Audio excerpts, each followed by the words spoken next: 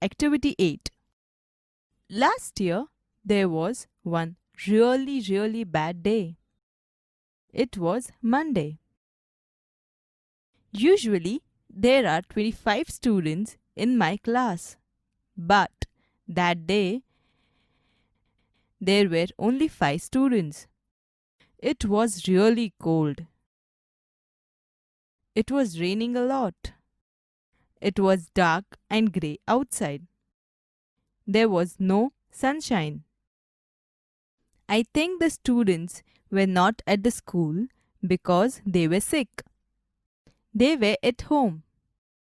Maybe they were in bed. Mr. Joshi is our teacher.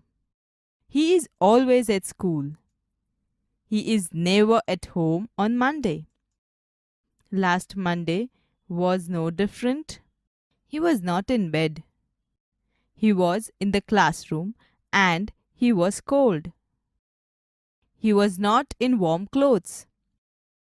In fact, all the students were cold.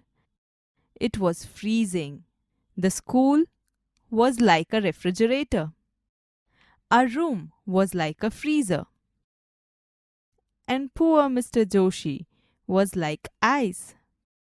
The small class was cold. It was raining heavily.